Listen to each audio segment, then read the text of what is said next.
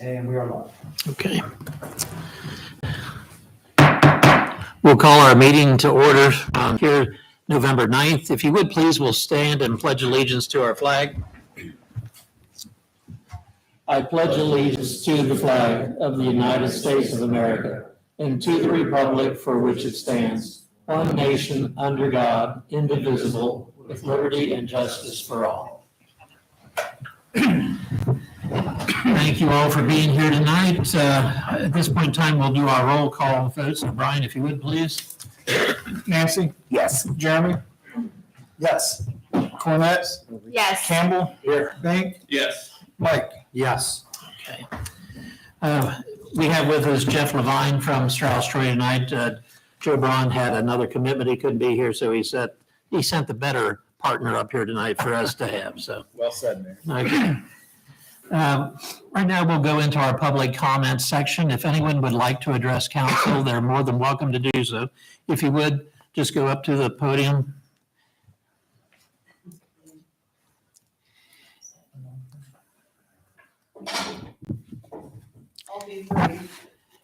Make sure your mic is on. Let's make sure that mic, Jan, hold on. My name is Jan It's on. Savak. It's on. It's on. It's working. And I'm a resident here in the village. And I had a couple of concerns. One, we have a member in the, a resident in the village who had heart surgery. I stopped at her house to check on her. And she had signs in her yard supporting Nancy. Across the street from her is Chris Porter, who has signs in his yard supporting everybody but Nancy. But that's the prerogative of both of them. But I wasn't in Susan's very long. We just chatted and made sure that she was okay and she had everything she needed. And she said that the whole time I was in there, I couldn't see anything because I had my back to the door, but she could see out her door. And she said that Chris came out on his porch, stood there with his arms folded and watched my car the whole time. And so I didn't know what to make of that, but I just went on home. So in any event, a couple of hours later, he moved a car, an SUV, into that parking space. And then about an hour later, he moved a trailer in behind that, which effectively went from one corner of her property to the other corner of the property and completely obscured her house. The thing that was a major concern, I mean, you consider the source, but the thing that was of major concern is, what if there had been an emergency? How would you even get a gurney in and out of there? It just completely covered that whole area. Okay. And then he put two signs up there. One was one of the bedazzled signs with lights all around it, to recall Nancy. And right below that was a sign for Mike. So here's the thing. We actually have an ordinance about what you're allowed to park on the street and what you're not. And I brought a copy of it. It's ordinance number 1223. And it deals with parking limitations. It describes the vehicles that he had there. And they are allowed to park there for as long as it takes to unload the trailer. If they have to be there any longer than that, they need a permit. Did they have a permit, Rob? Did he get a permit? Is it a construction trailer? Please, Is it a construction trailer? I can't hear you. Is it a construction trailer? Yeah, Did it have markings that it was from a construction company? He what? Did it have markings on it that said it was a construction company? I can't hear him. Okay. In any event, it took apparently 4 full days all through the election process for that vehicle to be unloaded. So the whole time it blocked everything. It blocked her signs, which weren't as important as it was blocked her house.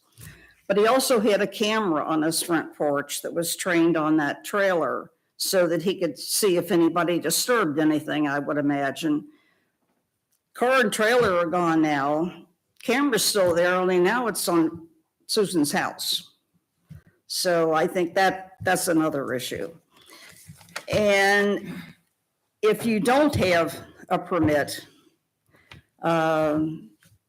you pay penalties, and that penalty is a minor misdemeanor. I'm sure that nothing much will be done. I'm just a little tired of having ordinances that address things that injure other people and nobody does anything about it. So what we need to do with this one, since we don't do anything, we don't need it. So that's the end of 1, 2, 2, 3. We just don't need it. This is the charter of this village. And it's patterned after state. I don't mean to shut you down, but we're over 5 minutes now. So if you could wind it up, I would appreciate it. I'm winding it up here in 1 minute. I talked to numerous people about getting rid of that thing, moving it. It never happened.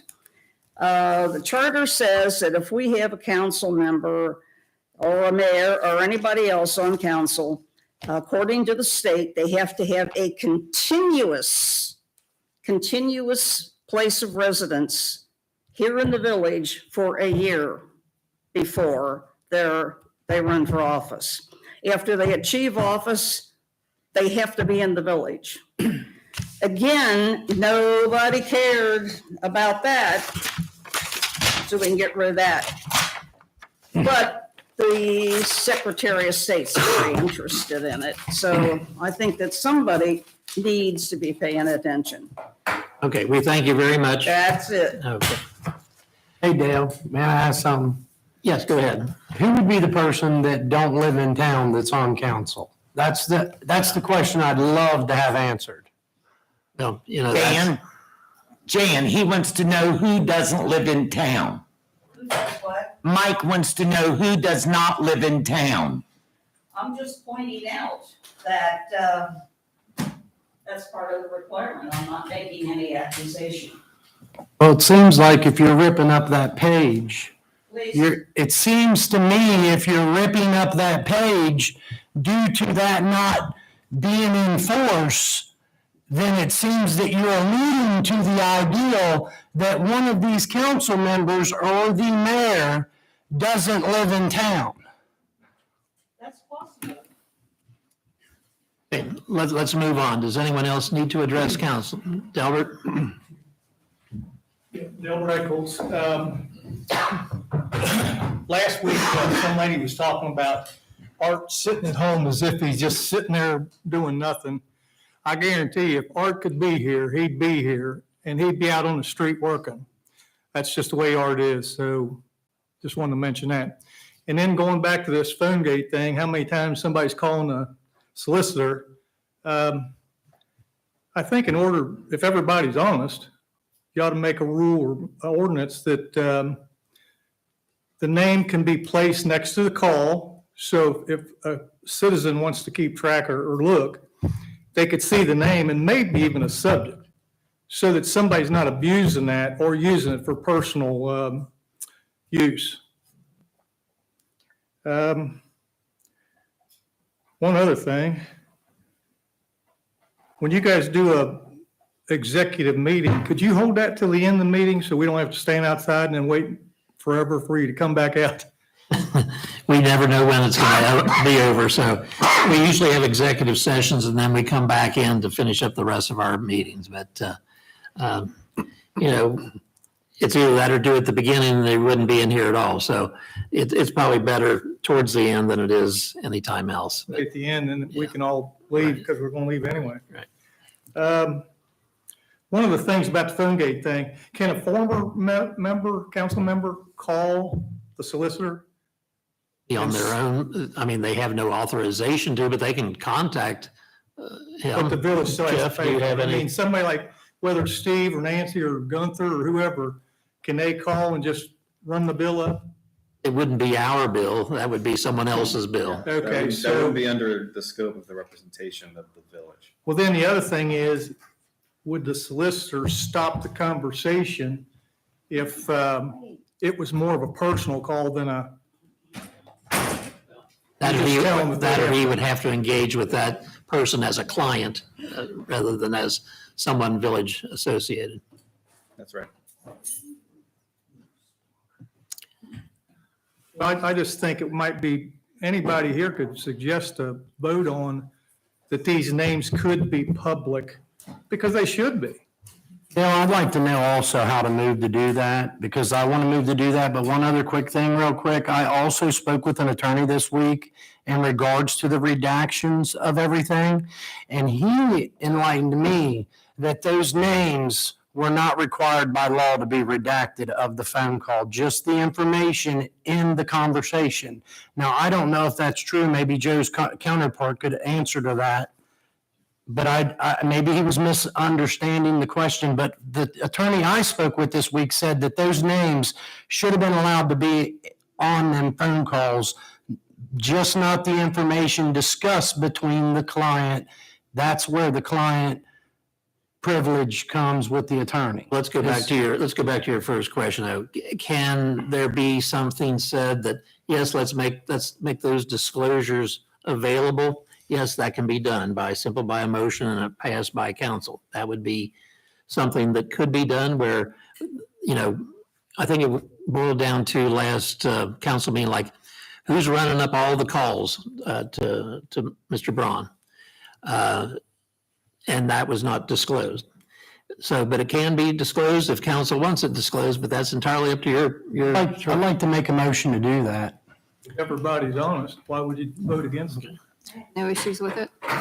So let's see, we have a motion by Michael Mays. I have a question. Yes, go ahead. Are you talking about from today on, or are you talking about from? I'm talking 20 years ago? I'm talking from the start of Georgetown's solicitor to now, if they wanted to call and ask, period, anytime. Starting from the day on. No, I'm talking from the beginning of the corporation of Georgetown, when they had a solicitor first hired.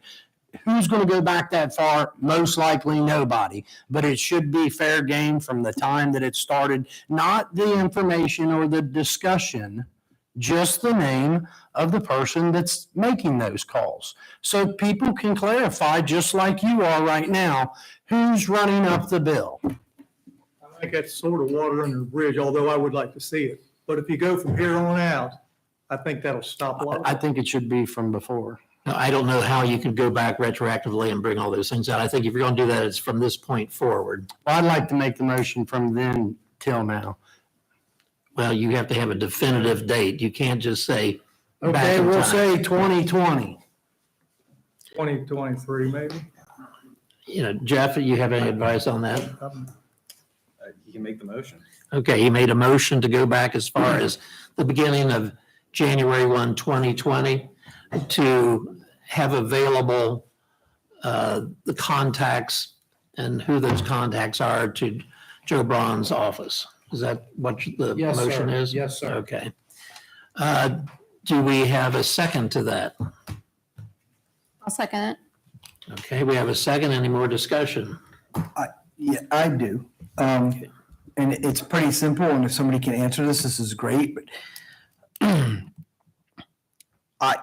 My only concern is what exactly am I agreeing to?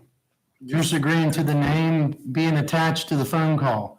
Nothing more. The discussion is not part of public information. It's just the name of the caller, period. So I want to double check. Are we allowed to limit it like that? Or, I mean, if we agree to this, can we just simply say just a name? Or is it, we have to allow everything in order for, or other things in order for names to meet? And I'm only asking because I have no idea. And it's kind of important. Let's ask this again. What if someone called in and said, I don't want this information about this phone call to go out? He's just asking for the name. Well, you know, if there was Are you allowed to something, do that? Are you allowed to just? Yes, say you can word it any way you want. Privilege. I'm asking because I don't know. That's all. Yeah. okay. I'm a little concerned about that when sometimes there are very sensitive things that someone may want to talk about that would be, as soon as their name would be disclosed, it would pretty well tell what's the topic is all about. That would be the biggest concern that I would have. Whether that would happen or not, I don't know. But You wouldn't have an idea what they were talking about. You would just want to see if the name keeps popping up. And that's the only goal here, is to see who's running the bill up. we have a motion on the floor by Mike. Any more discussion? We have a motion for Mike to go back as far as January 2020 to tally up phone calls to Joe Braun's office.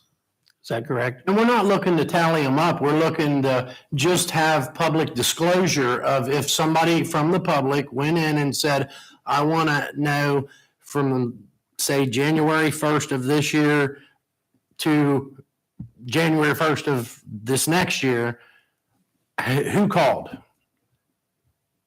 I think you're asking for legal trouble. To me, that's client privilege information. And to me, unless everybody agrees to it, and it might be fine most of the time, but there may come a time that you don't want that out. I mean, I would think it's something we ought to talk about. You all have talked about, I won't, with Joe further. I think it's a bad precedent without knowing exactly what we're looking at. Are you worried that your name's going to pop up? Not at all. In fact, I wish I had given it up the last time because, oh no, I know that's what y'all are getting at. You're wrong. But what would be the difference? I mean, in other words, let's say Mike called in. And if somebody wanted to look that up and he called in twice this year, that'd be, okay, he called in twice. What if Mike is working on some kind of an ordinance in a committee or whatever, and he has to check with him and he makes 3 or 4 calls in a month?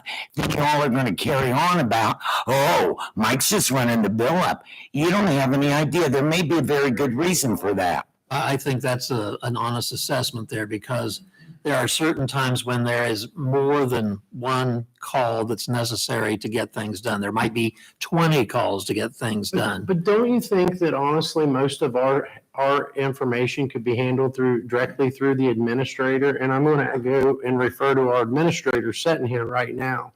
Anything in committee, generally, I've worked with Art on in the past. I've never, truthfully, that I can ever recall having to call Joe Braun in regards to a legal matter in committee. It's just unheard of, truthfully. I feel like you're making that statement that's really never going to happen, hardly ever. But that's not Ever. true.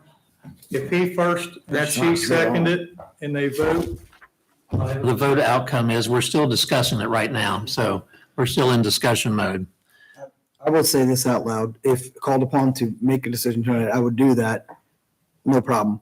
But because of the way I operate, I would prefer to push this off to the next meeting and vote the next meeting so I get some time to ask some specific questions. If you don't want to do it, that's fine. I'll vote tonight. I just don't understand what the specific questions would be other than what you asked just a minute ago. You ask, from what I recall, you ask, is it just the name, or will they be able to get the rest of the information? Well, we've obviously already understood from last conversation with Joe that is attorney-client privilege. So obviously you can have the information discussed in that. And as far as what Nancy said earlier, if somebody come to me and looked at a report and I'm on council and they said, Mike, I seen you made 5 calls. Don't you think that's a little excessive? I would then truthfully, as their servant of the community, I would stand there and enlighten them on what those conversations was. I would not have a problem about it because it should be about honesty and being able to be open with the community. Except when you're dealing with legal matters. I still don't understand what legal matters council handles with Joe Braun that is to that level. I'm not saying we've handled any, I don't know. I mean, I know I have talked to him about some ordinances now. I don't talk to Joe very much. I do email more than anything. But you never know when a time's going to come up that there is something sensitive. But then you're bound to put it all out there. I just think it's a bad precedent. I don't think it's something that is usually done. Doesn't matter to me because I'm off the council after this, so I don't care. I'm just telling you, I think it's a bad Well, I would precedent to think set. that being a taxpayer in the community and being a council member, that would be pretty important to be able to get information to that degree. At least to know who's running up the bill. That's all, that's a piece, that's all. Okay, we have a motion on the Yes, floor sir. by Mike to go back to January 1, 2020 for the solicitor to disclose calls as to not the intent, but who is the caller at that point in time. Now, let's do this. If that thing would pass tonight, we find out that that's something that is in violation of some sort, we'll have to rescind that. But we have that on there as a motion. No, you can't. We have a motion there. You're done. Do we have a second? Second by Kelly. Okay, let's have, I have one more question. Go ahead. I'm sorry. Does this, are we asking about simply council members? Or are we asking about members of the public? Are we asking about former council members? I don't care. I just want to know. He just said that if the Joe Public calls Joe Braun, that's on their coin or his coin. If he decides to take that call, that's his problem to get it billed out. If it's the mayor or if it's anybody in this chamber that's sitting here makes that call, it should be noted that the name of the caller, regardless who it is, it's public matters, maybe not the information in between, but the name so we can verify if somebody wanted to know who's costing so much, they would have the right. So you said what you want is all elected officials and all employees. Yes, yes, See, that helps. yes. Okay, thank you for clarifying. I didn't. And I think the employee part is prudent to include because, then there comes the question, if you redact that name, then, well, who are we trying to cover up here? If an employee's calling Joe, they're doing their job. So, we have that motion. We have a second by Kelly. If there's no more discussion, let's have a vote. Let's start. Nancy, down with you. No.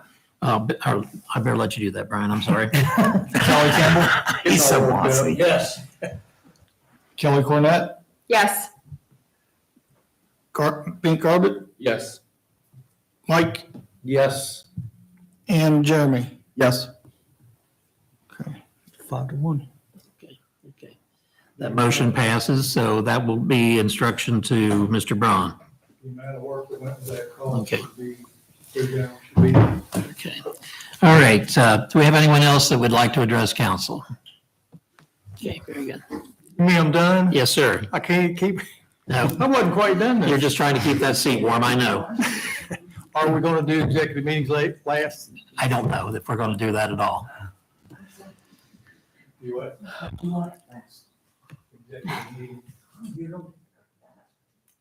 So we don't have to go outside and sit?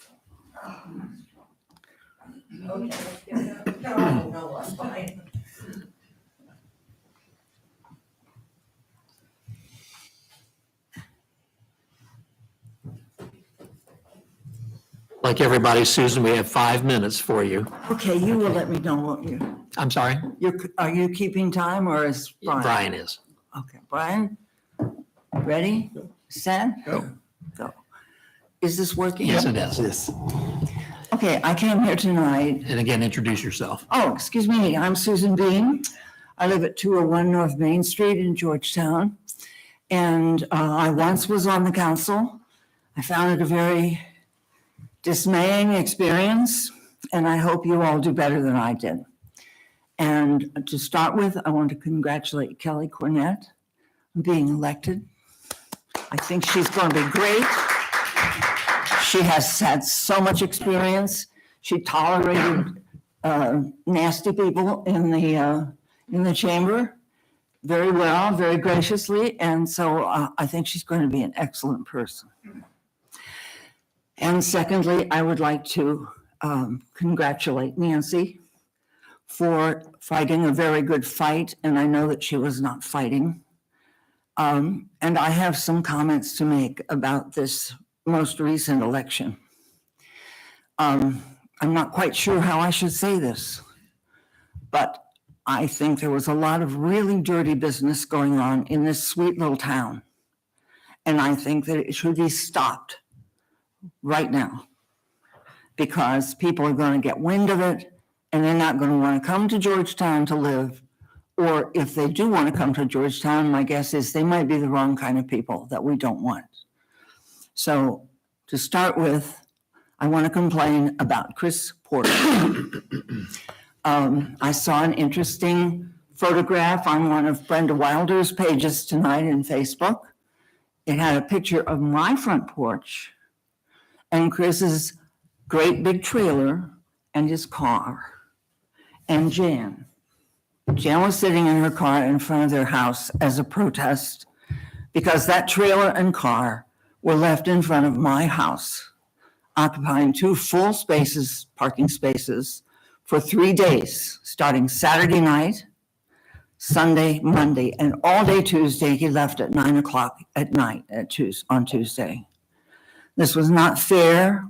I've been very sick, and I worked my butt off making some signs for Nancy, because I think Nancy is a great person, a great organizer, and I think you're all going to be very sorry to lose her.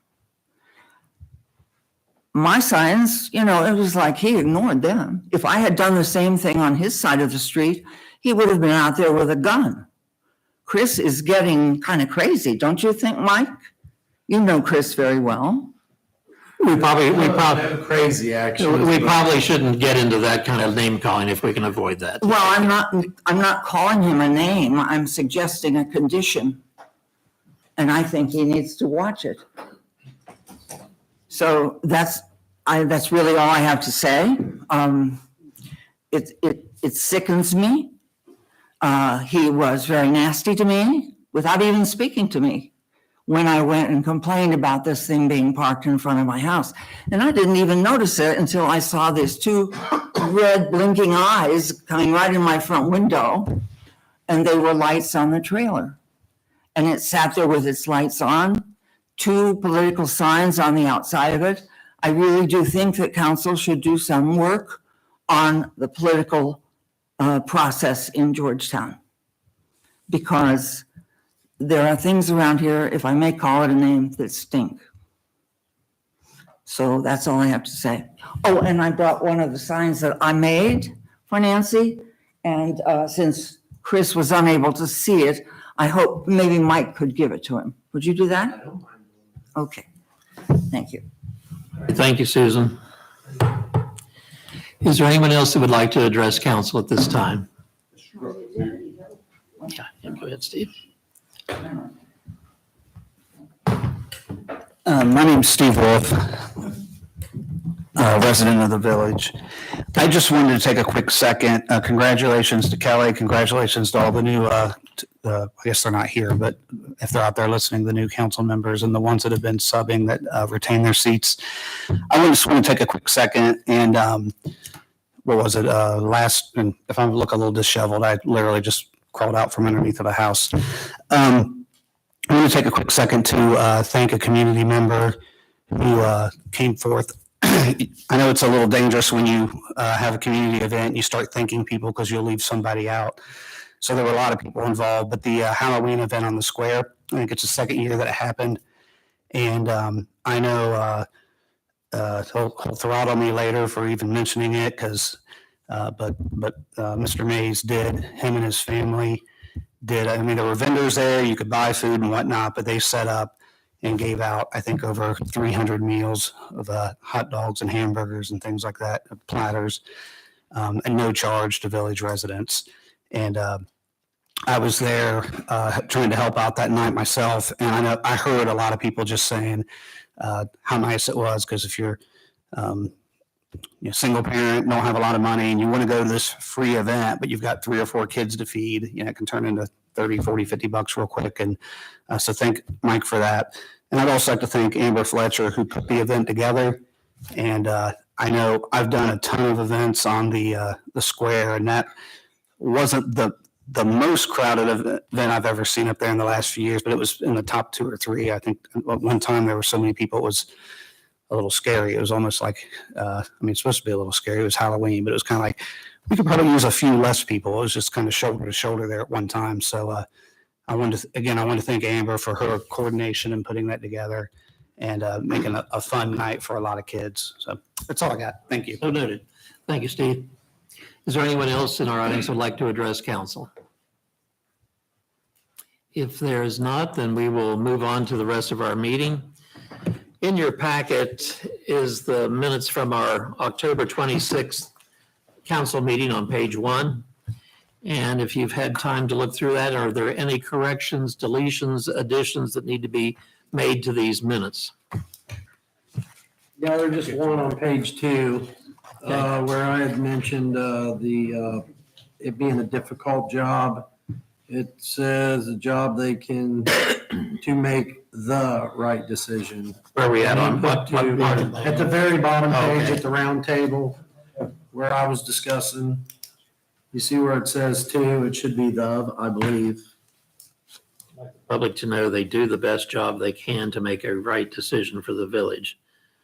That seems correct. I don't know. Oh, I see where in between making, make the Oh, to make, yeah. Okay, all right, very good. Is there anything else that needs to be corrected? Spelling correction on page 2 also. Okay, Third paragraph down, a resolution authorizing the mayor to enter into an agreement with Pleasant Township for the sale of property. It should be located. not lactated. Yeah, not that. Yeah, that'd be a little difficult. Different property. Okay. Is there anything else, Benny? Okay.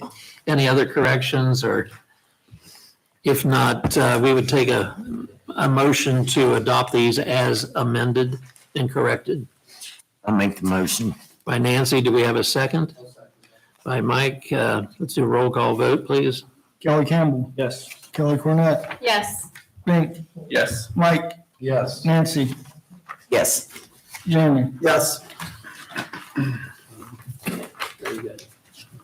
We'll move on. On page 5 of your packet is a supplemental appropriation. This is something that our fiscal officer, Natalie Newberry, wanted to put together. It's arranging funds. As you're well aware of, we have a acting administrator, and we have to pay for that administrator. So we have to have funds for from these other departments in order to make sure that this is to be carried out. And this is also to pay for art as well. So this is something that would need to be approved by council. And Kelly, I'd like to have you read this by title only, please. An ordinance making a supplemental appropriation for the Village of Georgetown, Brown County, Ohio. Any discussion? Yeah, I'd like to ask a question. I guess I probably should ask, in our last meeting, did we come to a full conclusion, or did I understand that completely wrong, or was we using sick days, or how was that working He's out? using, I believe, his vacation time first, and then he goes into his sick time. Okay. And that will get him to sometime mid to late December.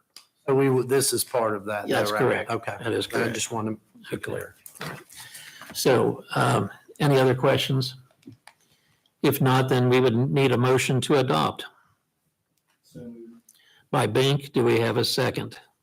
I would second. Okay, by Jeremy. Let's do a roll call, please. That was Kelly, right? Yeah. Kelly and Jeremy. Jeremy, Yes. Nancy, Yes. Mike, Yes. Bink, Yes. Kelly Cornett, Yes. Kelly Campbell. Yes. That is 1358.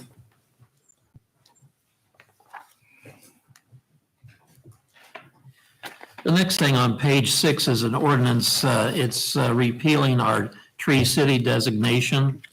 That kind of fell by the wayside here the last couple of years, and we're no longer qualified for that. So Kelly, if you would read that by title only as well. An ordinance repealing ordinance numbers 1169 and 1204 related to the Village of Georgetown's tree regulations and declaring an emergency. Questions? Can we have a little discussion? Sure. I don't have any questions. Yeah. I want to give a little background history on this. Back in, what year was it, Susan? Yeah. Susan Bean, who was on council at the time, I did not know Susan very well, 2015. But Susan had read about Tree Cities and thought it was a wonderful idea for Georgetown. So she had a meeting at Country Inn and invited a number of people. And out of that came our first Tree City organization. And the founding members were Susan and Mike McHenry and Todd Williams. And was Sue McKinley on that? Was it Lucas on it? Lucas Brown and me. And changed over the years. And Susan resigned and some members came and left and all that. And finally, Tanya Horn. Tanya Horn ended up with it. And not McKinley. Pam McKinney was on it. Andy Clift had been chair before that and he left. And they were down to the two of them and it just didn't work. So we were a Tree City, which is not the easiest thing to do. And for several years, but unfortunately nobody, there just wasn't enough support in the community to carry it on. And I would tell you my fondest memory of Tree City was spending a day in a car with Lucas Brown, and he and I were doing inventory of the trees in the village. And it was a fun day. Okay. All right. Anything else, Nancy? No, that's it. I Okay. just wanted people to understand that it had been started by Susan and yeah, they'll have to take the flags down and the sign and We have a motion on the floor to pass this ordinance by Mike Mays. Do we have a second? I'll second. Second by Bink Garbett. Let's do a roll call vote, please. Jeremy, Yes. Nancy, regretfully, yes. Mike, Yes. Bink, Yes. Kelly Cornett, Yes. Kelly Campbell. Yes. That is 1359. On your packet on page 7 is a resolution that we want to see if we can pass this tonight. This is to help us enter into the agreement to receive funds from the Appalachian Community Grant Program. If you remember right, Administrator Owens probably 2 or 3 months ago had a presentation showing what this thing could potentially do. We did not know at that time who we would be partnering with. The state of Ohio, through the Appalachian grant process, wants you to partner with other communities, other counties, so that they can get the most bang for the buck on engineering costs and expertise. And with the things that we are wanting to try to get done, we were well groomed to be in association with Ross County in Ohio. And I believe we're also part of with Loveland, Ohio as well. So this gives us a more solidified footing in to try to get those funds for the usage here in the Village of Georgetown. So Kelly, if you could read this by title only, please. Resolution authorizing the village administrator to enter into a memorandum of understanding with the Brazos County Board of Commissioners related to the Appalachian Community Grant Program. Any questions? Okay, if there is no questions or discussion, we can entertain a motion to adopt. Make that motion. By Nancy, do we have a second? Second. By Kelly Cornett. If you do a roll call, please. Kelly Campbell, Yes. Kelly Cornett, Yes. Bink, Yes. Mike, Yes. Nancy, Yes. Jeremy, Yes. 1352.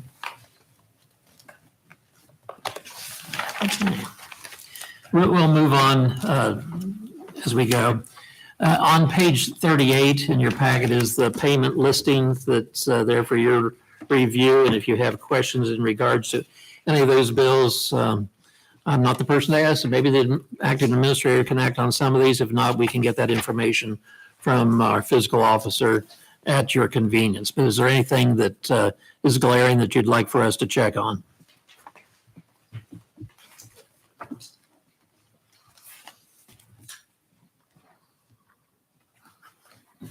What is the 38,700? It's line 49,639. Is that like That's- insurance? Yeah, it's our health insurance per month. For all the employees? Yes. Okay. Mhm. Yes.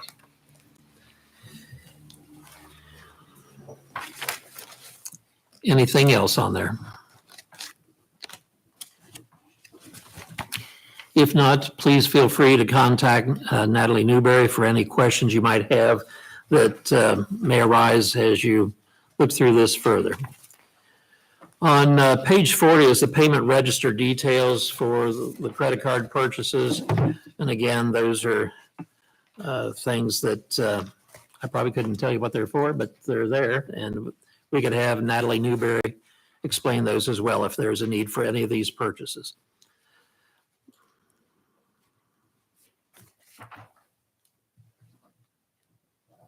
Just out of curiosity, we buy the footwear for our employees? For the steel-toed boots, yes, they're required by OSHA and what have you, so, yeah. I don't suppose we're required, but it's a good practice to have. We do that once a year? Well, as they wear out, if there's a need for it, we can do it that often, yeah. Okay, any other questions or concerns? Okay, we will then go on to page 42. Chief, you have a police report? These are the statistics I provide every month. This is for October. You can see we dealt with 369 different types of incidences over in October. Those are types of calls that we either went to or some of them we created ourselves, like the traffic stops. And then the next page is the actual offenses that we took reports on or filed charges on in October.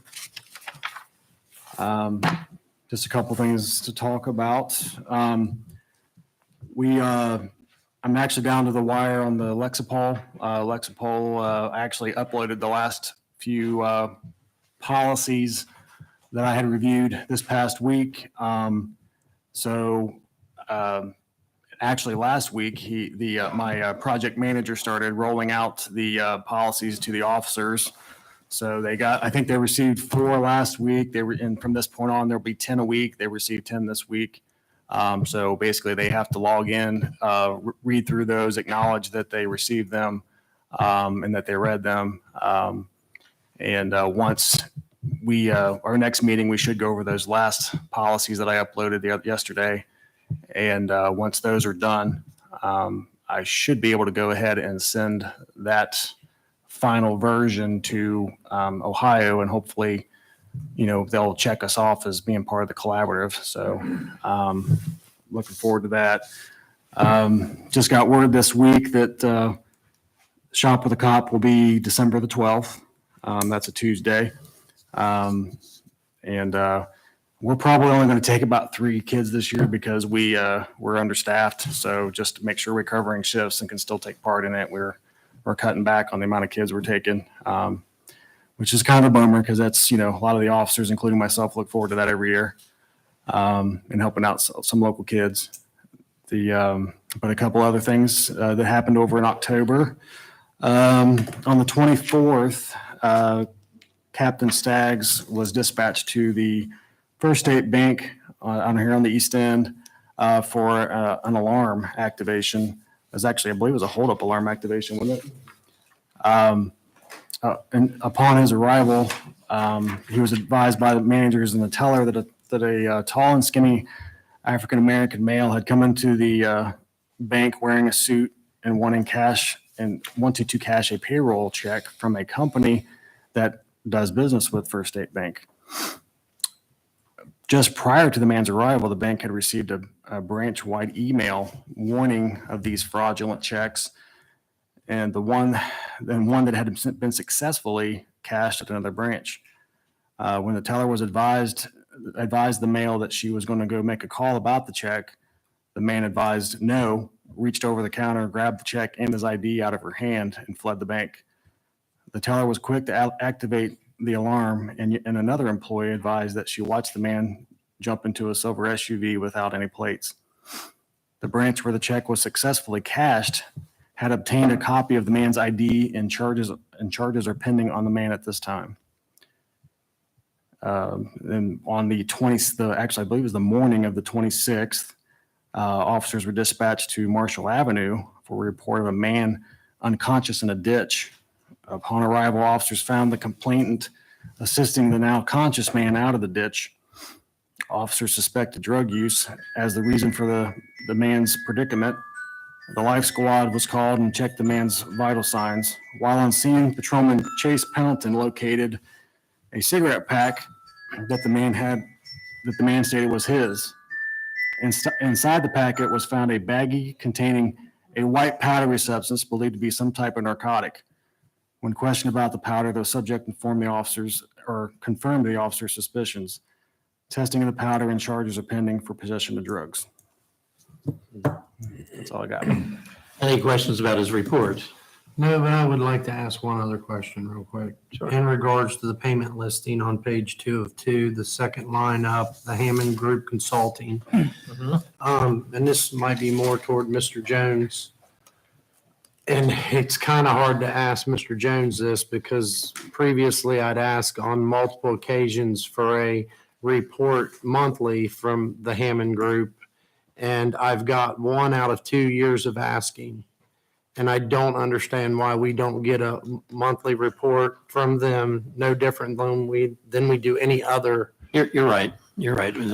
That's almost $3,300 a month the taxpayers are giving to this group. And I just think that, not that I'm anybody other than a council member, but I feel like we're here for the people. And if we're spending $3,300 a month, I don't think that after 2 years, I should keep asking, where's my monthly report? And I'm sorry to say that, but no hard feelings toward them. It's just. I understand. You're right. Okay, let's go to our roundtable discussion. Mike, I'll start with you on your end if you want to, please. Okay, do we need to make a motion to pass something that states that we expect that in the future, or there will be loss of him working with us, or, because I hear what you're saying. Let's do this. Let's let him provide that. If it falls on deaf ears, then we can go that route. Let's see, okay? I mean, it's been 2 years of falling on deaf ears. Anyways, moving forward, great Halloween party last week or the other week. Tons of people showed. It was an unbelievable turnout. Look forward to doing something like that. Matter of fact, I also would like to mention to talk to council over the next couple weeks, month, and see about doing something on the square for Christmas, maybe even renting a skating arena, which would be a wonderful thing for a Christmas party on the square. Maybe do it on one side, maybe so we're not tying up the roads. We can close the restaurant down. I don't care. We'll work that out. And then the only other thing is thanks to the people out in the community for coming out to the polls. I seen there was a lot larger number than is typical come out. Still missed a lot of people coming out. Your vote does matter. And then I wanted to congratulate all the new council members that got elected. And I wanted to congratulate Kelly for winning that position of mayor. Anything else, Michael? No, other than that, that's it. All right, thank you. Bink, do you have anything for council? Just want to say thank you also to the people who voted. And I know I'm a little bit of an outsider. I've only been here for 14 years, and that's doesn't count a whole lot here. What's your name again? Bink Garbett, if you don't know. But looking forward to working with this group, and I hope and pray that we can work together well.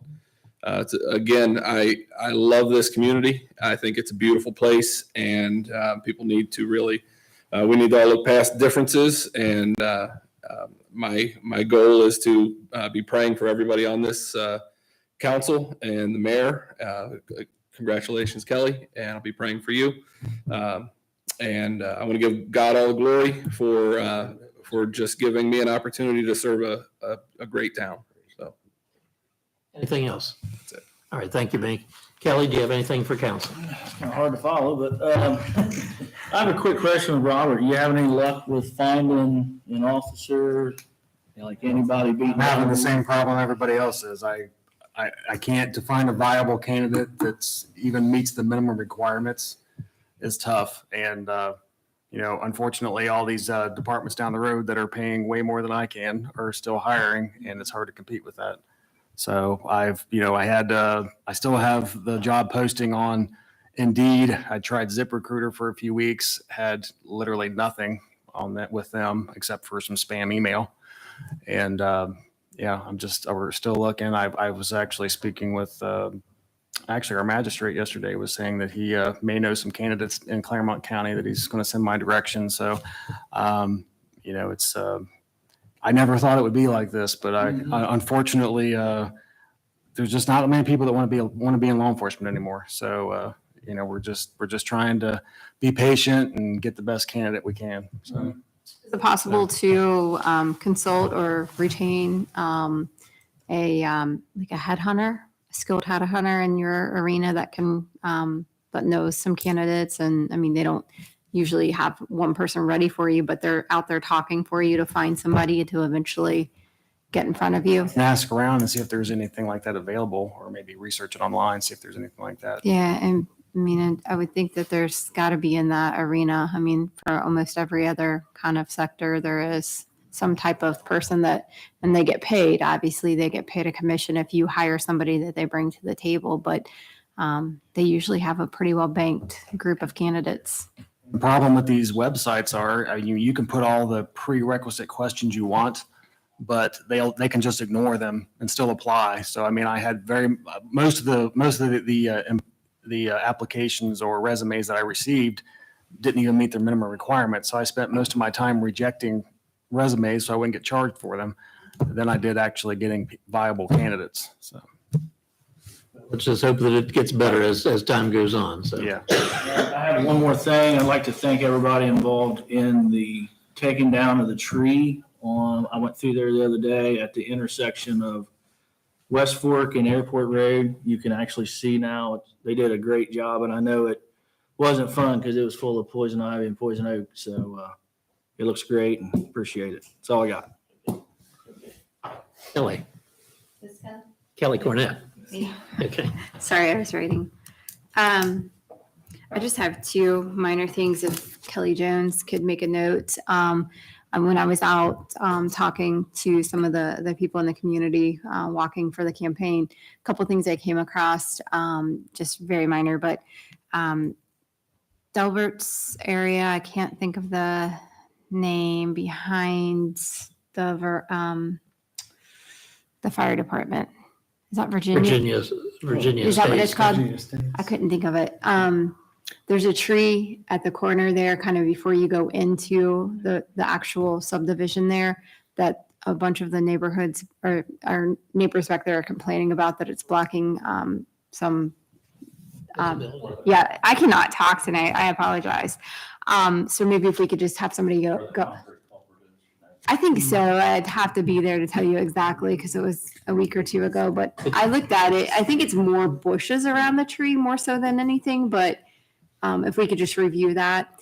And then just last week, a gentleman from the road that Hillcrest Road, I believe, as you go down Georgetown Hill.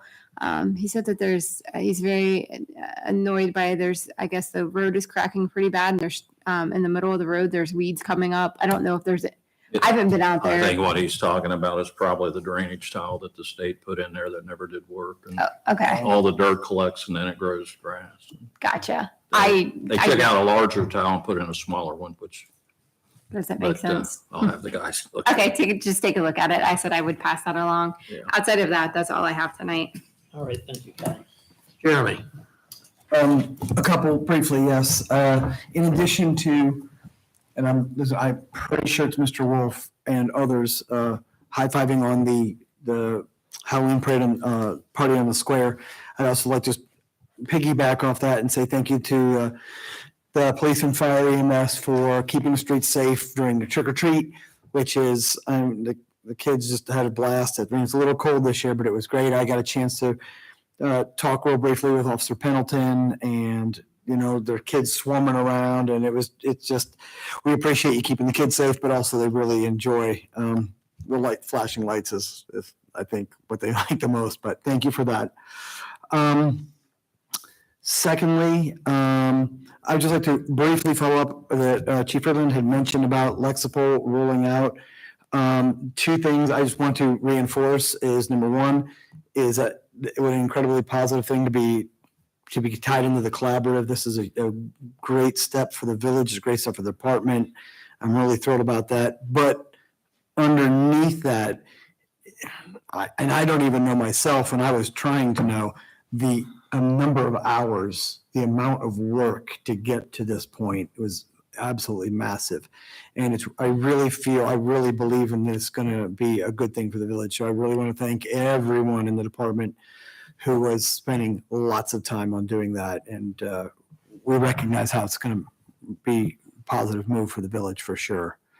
Last thing, I'm going to say this out loud. I could have said this, just on the side to Chief Freeland or something like that, but I'm hoping by saying it out loud, maybe some ideas can come in. I'm just throwing this out, Rob. You had said, and it made me a little sad, that Shop the Cop is going to have to be a little curtailed because of numbers and stuff like that. And I'm not looking for an answer, but I'm saying if I say this where lots of people can hear, there are still kids in need. And so is there anything that I realize it's not nearly as cool, like shop with a council member. Probably doesn't have the same cachet for the kids. Oh me, how do I? Yeah, I don't see that happening. But at the same time, if there's any way we can address the need, and this is not like an answer needed at this point in time, but the Christmas season is coming, and those kids need to be cared for if we can. When COVID hit, we still did, we actually still did our own, because we still wanted to do it. Obviously, we took the precautions, but, we didn't take many kids that year either. Yeah. And we ended up reaching out to a local church that was doing the same thing. And we provided money to that, out of that fund, to help out a family. So just to try to use the funds for what it was, meant for, was to help out families during Christmas. So. And Shop of the Cop is December 12th, correct? Correct. So that's going to be before. It's our always next on a meeting. Tuesday. I don't know what the reasoning is, but it's always on a Tuesday. Yeah. So, but we won't have another meeting where we could direct people on where to donate or stuff like that. Honestly, I didn't ask for funds last year. I'm not asking for funds this year. We are a 501c3 now. If anybody wants to donate, obviously we'll give them a receipt or whatever they want to do, but we're not asking for any donations. Okay, so can I? Yes, you can. Okay, so I would like to suggest to the community, based on the needs of children and the fact that the department is working hard to keep officers on the streets, if you would like to donate to the Shop of the Cop program, that would be fantastic because of the kids that can be helped through that. And if people wanted to do that, they would call Chief Freeland or? All right, that's fine. Okay. But to consider that in your holiday planning because of the need. And I think that's good. Nancy? Yeah, first off, Fire and EMS sponsored scavenger hunt and the parade is December 2nd. Watch Facebook for the information for both of them and the parade entry form. And I am sure if you call the office, they can get you a parade entry form. I think Estel Newberry's in charge of the parade, so you can also contact him. But the form and everything will be, in fact, it's already on Facebook, on any of the community pages. And somebody had asked last time, I think it was Rob, lineups at 4:30 at the high school. So What was the date of that again? December 2nd. It's always the first Saturday in December. First, I want to thank the 308 people who elected me to this council seat in 2021. I recognize your vote. I respect your vote. I want to thank all of my supporters on the anti-recall campaign. I've been told this was the dirtiest, lowest, most dishonest campaign ever in Georgetown. I'm proud and I'm grateful for my supporters who stayed away and above the dirty politics and concentrated on what was important in our village. But then we care. We care about Georgetown. It's our home. It's where our hearts are. I'm proud of my family and my friends. I'm proud of the campaign we ran. I was involved in the community before I was council, and I will be involved with the community after I'm off of council. It takes everyone to make a village a community, and I hope we can move forward to make Georgetown a place people want to live, work, and play. I'll continue to do events and the fun stuff, and I'm happy to serve the village in any way I can in the future.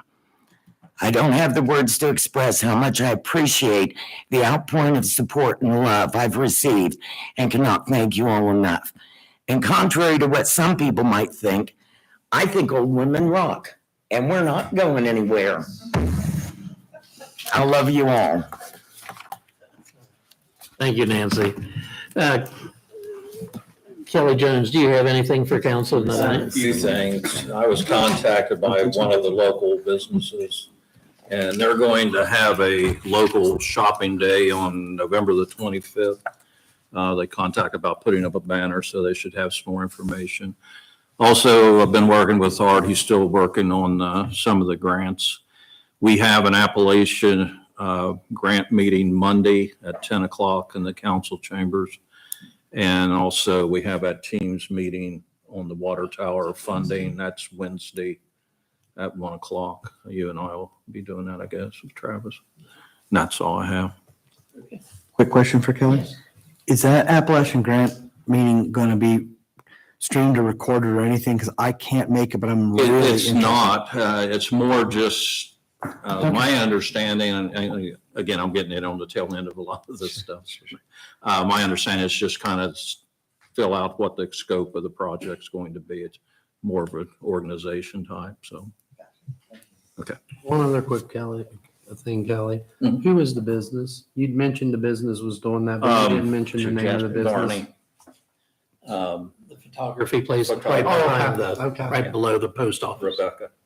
Okay. Anything else, Kelly? No, that's all. I have.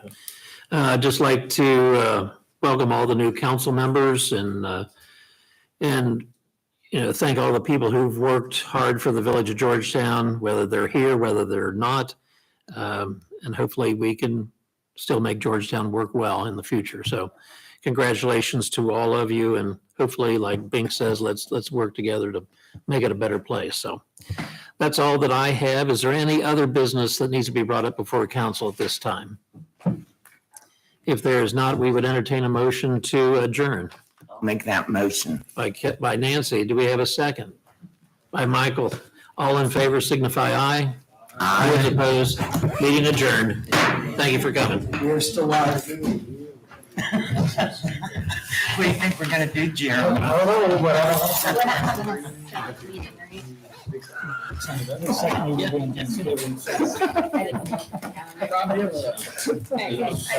that gonna be sent to-